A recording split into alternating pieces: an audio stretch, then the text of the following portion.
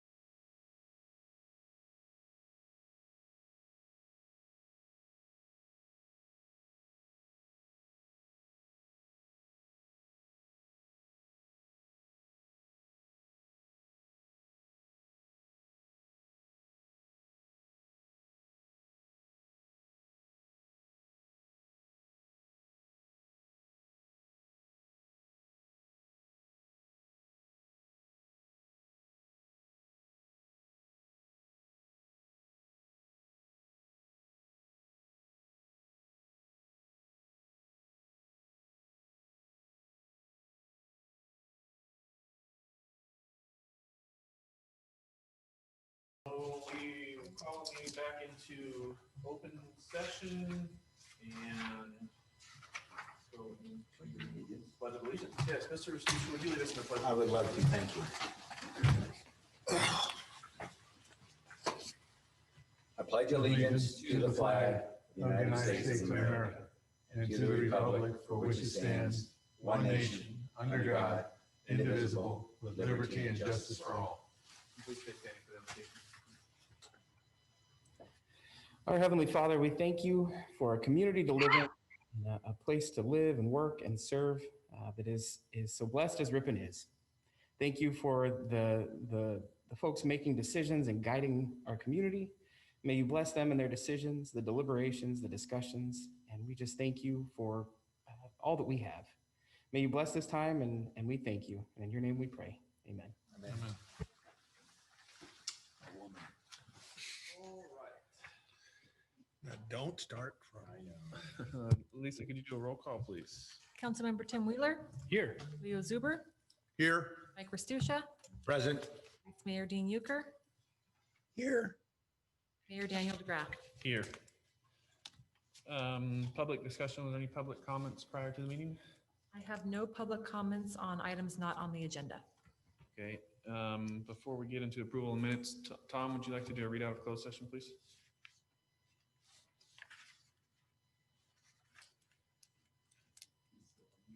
Where'd he go? Tommy? Oh, Tom, you're muted.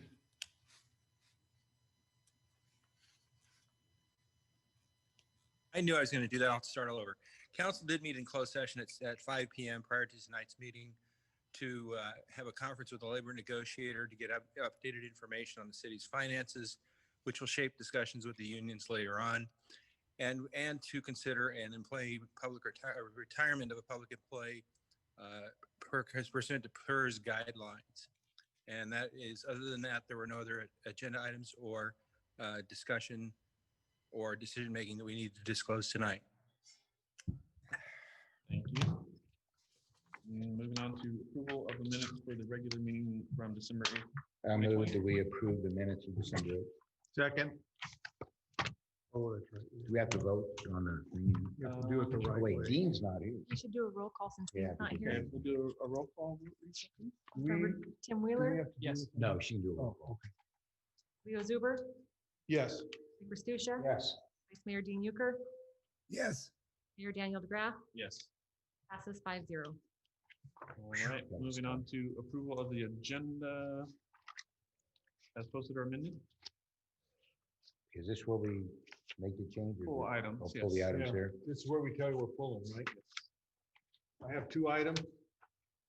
1.2D, 1.3C. Any others? I have none. Tim, anything? Dean? Nope. So with that, I'll make a motion. that Oh, we wait, approve. I have one. Oh, you do? We need to pull 1.3A. Yeah, 1.3A. Okay, Councilmember Wheeler, is there one item you would like to pull from the consent calendar? I thought that was already pulled, but yeah, This is where you do it formally. sorry. I would like to pull item 1.3. Which one is it? The Rage Volleyball. 1.4H, okay. So Yeah, I'll make that motion. 1.2D, 1.3A, 1.3C, and 1.4H. And 1.2D. Yeah. Okay. Well, I don't know if I want to make that motion. No, I make a motion that we approve the consent calendar as amended, or the agenda is amended. Second. And we'll do a roll call vote. Councilmember Tim Wheeler, Yes. Leo Zuber, Yes. Mike Restucia, Yes. Dean Euchre, Yes. Daniel DeGraff, Yes. passes 5-0. Okay, now Another tough the one. I'll make a motion to approve the consent calendar as amended. So move. I mean, second. roll call vote, please. Councilmember Tim Wheeler, Yes. Leo Zuber, Yes. Mike Restucia, Yes. Dean Euchre, Yes. Daniel DeGraff, Yes. passes 5-0. All right, item 1.2D, Leo. My question is for the third item in the list. What is that? City of Ripon is a member of a 52 city pool where we are really self-insured for both liability and workers' comp. So every year, the actuaries go through and they make a calculation of a deposit premium, essentially, that we put into the both the liability program and the workers' comp program. So that's based off the size of the city and our experience with claims. After 5 years of claim experience, they go back to what they call retrospectively adjust those accounts. So they look at the actual claims that have happened and compare it to your deposit premium that you had that year. And they also allocate for claims that are unresolved. They put a number on those claims as well. But if you have not deposited enough money, they go back and they do what is that third item. They do a retrospective adjustment. If you have more money than you need in there, they refund the money. So from 5 years ago, there was we were short the $36,000. So this isn't for 2020. This is for 5 years prior. This is just the bill. Exactly. We ever get money back? I mean, just, Yeah, there are, So, most okay. times we do get some money back. okay, thank you. We okay to take them all at once? We can take 3 of the 4 all at once, yes. Okay, so 1.3A, the member of the public on the golf park, or golf course committee is not able to serve. So I will make an amendment to the appointments to remove him and at a later date appoint a member of the public to that one. Other than that, everything will stay the same. I would recommend talking to Tim and see if he's got any members out there that are Yeah, so we can reappoint So that everything one. is the same except for the public member of the golf committee. Correct. Okay. 1.3C, again, Leo. This change is basically the cost of a ticket out there. Where is it? Ripon Bluffs. Yeah, Ripon Bluffs. As I recall, the other place where we have a problem, and I didn't see it mentioned, so that's why I'm just asking, is that vacant lot on Parallel and Reynolds. Are we still gonna try to control that so people don't just drive in and park there? Yes, Public Works has been going through there and creating a ditch to make it, excuse me, more difficult to actually drive onto that lot. Okay. Yeah, I drove over there. I've been driving over there a lot just to see the sign. And I got a 4-wheel drive and I couldn't get in there. I mean, I didn't try because I didn't want to move my vehicle. Well, I like the layout of the signs. There's a whole bunch more, so it's gonna be awful hard for somebody to say, I didn't know. Pretty obvious now. Exactly. Yes, good work, everyone who helped out on that. You're welcome. Do we want to take those 3 now, and then we'll go on to the next item? So can we get a motion? Sure, I'll make a motion that we approve the 3 items we just discussed. Roll call vote, please. Councilmember Tim Wheeler, Yes. Leo Zuber, Yes, Mike Ristusha, Yes. Dean Euchre, Yes. Neil deGraff, Yes. passes 5-0. All right, and 1.4H, Mr. Wheeler. I just needed to abstain from this vote because I prepared their tax return, and so you guys can vote on it separately as a separate item. I'll make a motion that we approve it. second, Lisa, can we have a roll call vote, please?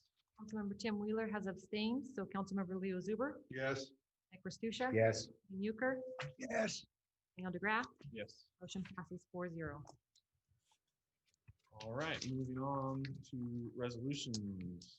Resolution authorizing city administrator or designee to apply for and receive local government planning support grant program funds, the local early action planning grant program, or LEAP, and I believe that's Mr. Zeidenberg. Yes, can you guys hear me? Yes. What? Perfect. Yeah, so this grant actually was released in early 2020, in January 2020 from the Department of Housing and Community Development, from HCD. They released a notice of funding availability for these LEAP grants. These LEAP grants are meant to assist cities in really essentially getting housing more, I guess, readily available or quicker to the market. And a lot of agencies are using it for different things. Some agencies are updating their housing elements with it. other agencies are actually doing kind of what we're doing, updating their GIS systems with it, just so there's information readily available for staff and also for developers for housing sites and projects. There's just a whole host of activities that are eligible. The neat part about this grant is that each city is guaranteed a certain amount based on their size. So we are expected to receive the $65,000. It's a non-competitive grant. It's been kind of being postponed again because of the pandemic. So it is a little bit, I mean, obviously a year later that we're getting the resolution in place. However, they're still accepting applications for this. So what's in front of you tonight is the resolution that would actually allow staff to move forward with the application. And we're looking for a couple projects. One is to update our GIS system here in-house. If that doesn't exhaust all the funds, we can use it to offset some of the expenses we've done in updating our accessory dwelling unit ordinance, which will be coming before the city council probably in March of this year for approval. So that's the information I have for you, Mr. Mayor. I'd be happy to answer any questions. Have any questions? Can I have two questions? One, this is a state grant, right? Yes, it- yes, House HCD, Housing and Community Development. And then secondly, is there any requirements attached to it that's going to cost us down the road? Do we got to comply with down the road, or anything that may cause some heartache for us later? No, there's not. I mean, it's actually a fairly easy grant to get and use. There's not a lot of, I guess, hidden, hidden items there for us to have to comply with. That was one of our concerns when going into this is, Okay. do we have to use it for affordable housing? Do we have to produce affordable housing with this? It's just getting more of the jurisdictions the tools necessary to help develop housing, period, because of the housing shortage in California. Good. Any other questions? Great. We I'll have move we adopt the resolution. Second, a roll call. they're vote, writing the please. check as we speak. Councilmember Tim Wheeler, Yes. Leo Zuber, Yes. Mike Verstucha. Yes. Dean Euchre, Yes. Neil deGraff, Yes. passes 5-0. All right. Yeah. Moving on to item number 3, public hearings. Council will take action on the following: establishment of the water, sewer, and garbage utility rates for 2021 through 2025. Kevin, do you have a report for us? Yeah, we've talked about this in a past couple meetings, but I'll just give a quick recap. The city does have 3 enterprise funds. It's the water fund, water, sewer, and garbage funds.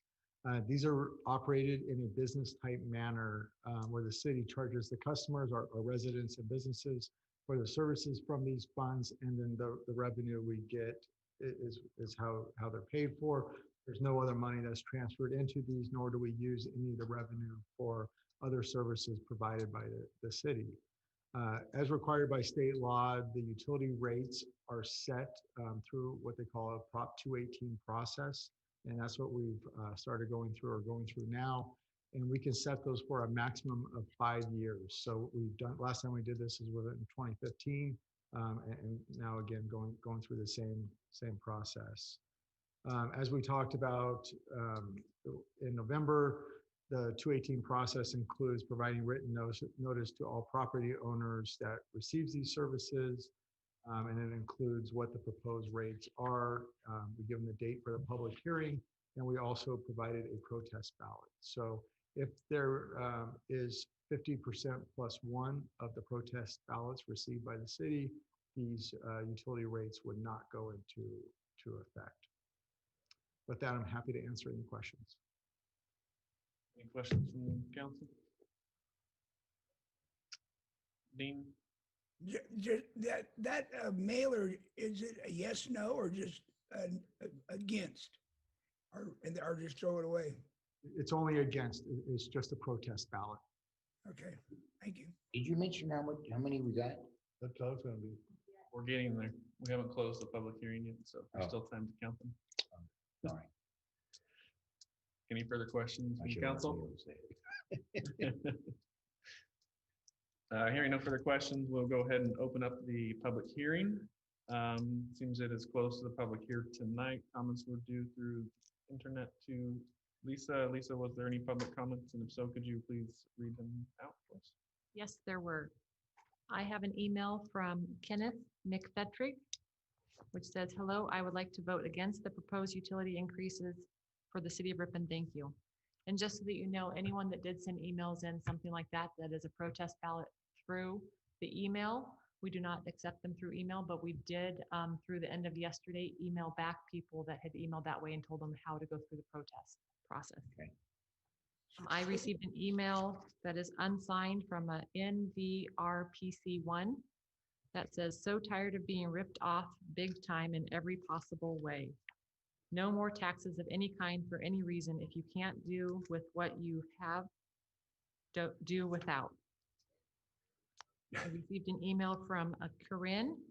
Dear Ripon City Council members, I hope you are doing well this afternoon. I am just emailing you in regards to the increase of utility rates, namely water, garbage, and sewer over the next 5 years.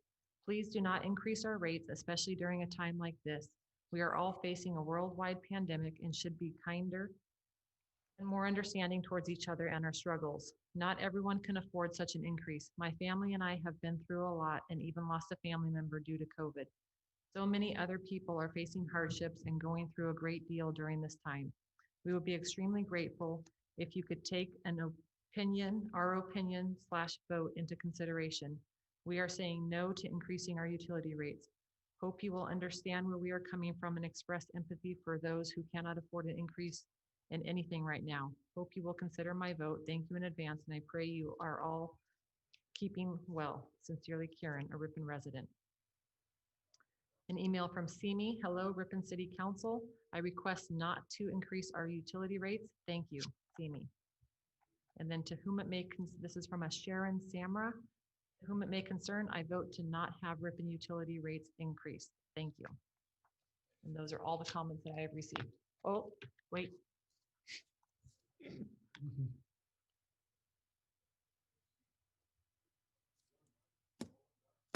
Never mind, this is not a public comment. This is just a question that somebody asked when the last day to submit their ballot is. So that would be at the end of the public hearing, which is now. Right now. So we'll go ahead and close the public hearing then. And at this point, I believe you've counted all of the ballots, but we need to check the box, correct? So we are checking a box that we left outside the city council chambers since people could not come into the meeting. So they were able to leave them right there. And I will add those to my tally and I will report out shortly. We will wait for that report. Thank you. So I have some questions in the meantime. This increase starts in February of 2021, correct? Next month. Okay. So, and the one thing that I failed to mention in my staff report, the one direction that we've received from council, obviously we go through this process and we project out expenses over 5 years.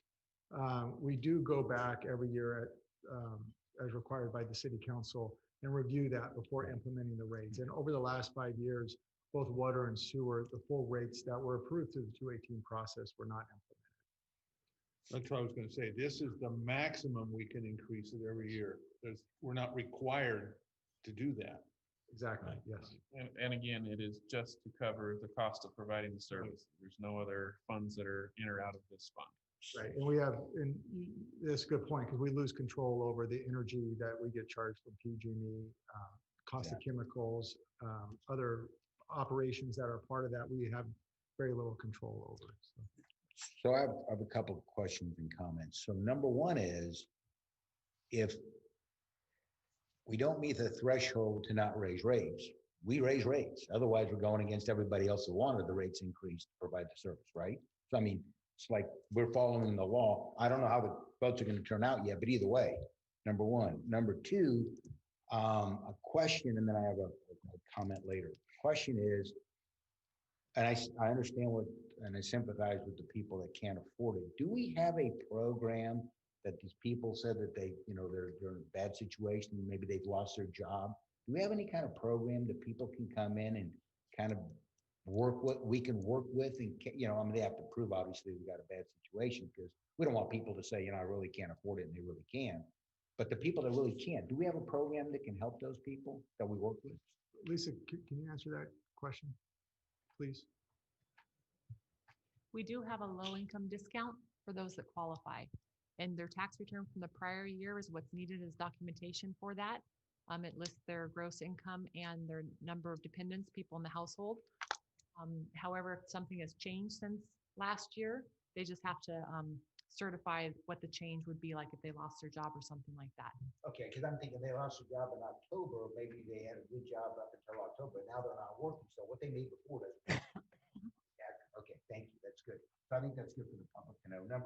The last thing I'll comment on, Kev, can you just, so that people understand, can you explain what happens if our costs continue going up like they have and we don't do the increase?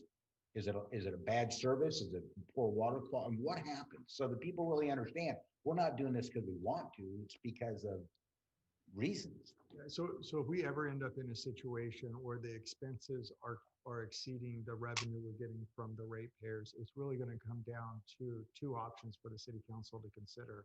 And it's reducing the services in order to reduce those expenses to match the revenue is one option, or the other option is to use money from the general fund and use that to pay the enterprise funds. Obviously, that has other implications because we use the general fund to fund the library, the police department, other general services of the city. So those are really the two options the council. Yeah, that kind of circumvents the whole reason behind that enterprise. Right, exactly. Okay, thank you. I have a statement. Am I missing something here? But realistically, this is not a council decision. This is a voter's decision. Am I right or wrong there? That's right. Proposition 280. Yeah. So I mean, 18. if we get the 51% vote against it, well, Right. it fails. Yes. So it's really, when you get right down to it, it's not our decision, Right. No, that's right. right? Yeah, that's correct. Yeah. All right. That's it. Looks like we might have some numbers. I'm ready. Okay. Any more questions or comments? No. Okay, so at this time, in order to oppose the rate change, there would need to be 2,488 protest ballots, and we have received less than 200. Therefore, a majority protest is not present. So you must have at least what, 1,244 then? Or plus No, one? No, it means You have to have 2,480. There's over 5,000 customers. Oh, I thought you said you sent out 200. No, What so about- we needed 2,000. Oh, we needed 5,000. 2,004. I thought you said you sent out 2,004, you only got 200 back. Oh, geez. We got less than 5,000 divided by Less than 2. 10%. less than What's that? 10% of. That's what you thought too? No, it's, 5,000 divided by 2. Because you got 50. No, I get it now. That's a small percentage. Yes. So the voters overwhelmingly voted to increase the water rates to keep the enterprise funds healthy. Oh, yes. Essentially, yes. So with that, I think we need a motion to accept it, or no? It's just if it doesn't happen. The council already approved a resolution with the rates and also approved these rates go into effect if a majority protest did not exist. Okay. So it's Just a just, formality. we're done. Okay. Well, with that, we will move on to reports. So is Chief on? Should be. Yes. Yes, Mr. Mayor, I am. I have nothing to report tonight. Okay, Mr. Peace, are you on? Cute little teddy bear in the back. Yes, Mr. Mayor, Honorable City Council, I did have a quick report on our water conservation reduction for December. We were down 19% from our 2013 water usage. And then also our recycling center, we are going to be making some changes starting February 1st. So February 1st, residential drop-off times or days and times would move to Mondays, Wednesdays, Thursdays, and Fridays from 3:30 p.m. to 6:30 p.m. Saturdays would stay the same from 8 a.m. to 12 p.m. And then we'll be adding a commercial day for all the commercial businesses in town. And that will be on Tuesday from 10 a.m. to 12 p.m. And that was all I had. How are you gonna? Can I ask a question? How do you control that? How are you gonna? If a big truck comes in, you assume it's commercial, and if it's a small truck, you don't? Humboldt County? Okay. Yeah, I mean, with the volunteer groups, I think what we'll be doing is kind of asking those folks, what business they're associated with. It's kind of nice now that they are there and they're able to actually see them instead of just a blind drop off with how it was in the past. Well, I think I'm going to tell you, they're doing a great job out there. I mean, I went in line one day and it was backed up past Stockton and I had to go around the block a few times, but they're moving people through. They're doing a really good job. Pass that on. And I know Leo's part of that too. So I congratulate you guys. You're doing a good job. No, I will pass that on. I agree. I think they are doing a great job. And I think with these increased days and hours, hopefully that wait time diminishes just a little bit. So. Well, the other thing is too, James, they're very kind and nice to everybody. Just really, even when the times where they look like they should be getting upset about something, they're really very good. Yeah. Could you recap the hours and days one more time? Sorry.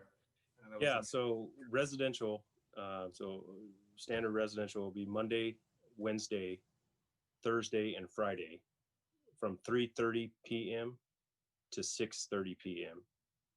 And then Saturdays, it'll be 8 a.m. to 12 p.m. So the same 4 hours. And then the commercial will be on Tuesday from 10 a.m. to 12 p.m.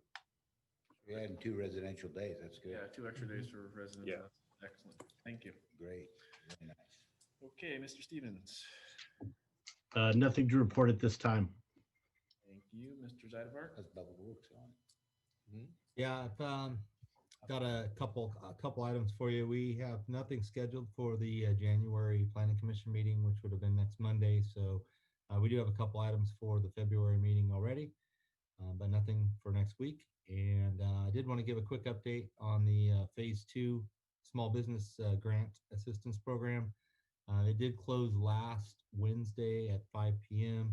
To date, we do have 78 applications that came in.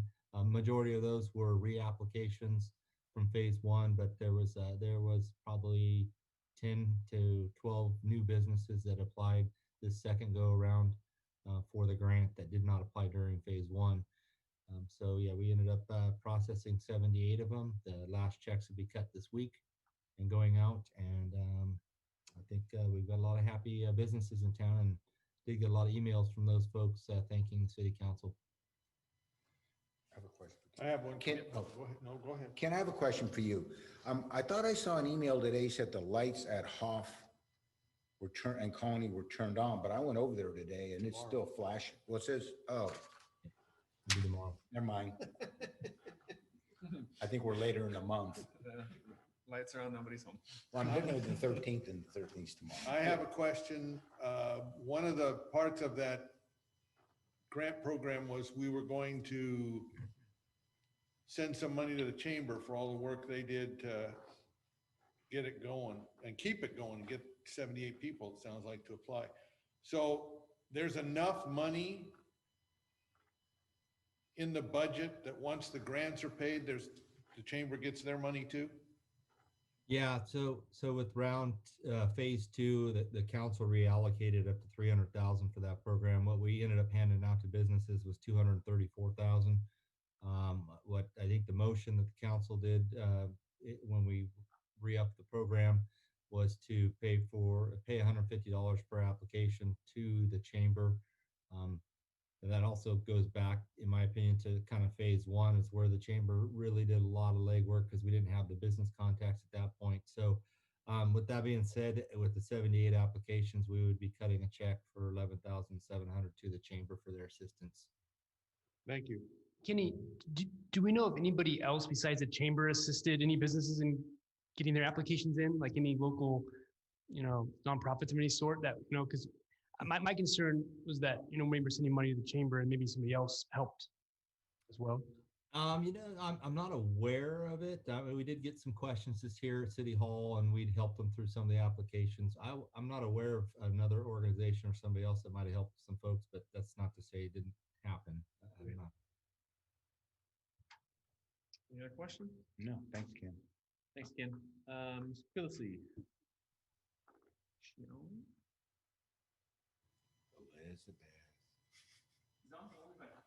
Hi, Hi. I just have that Colony and Hoff is going to be turned on tomorrow, like you mentioned, and that's just about it.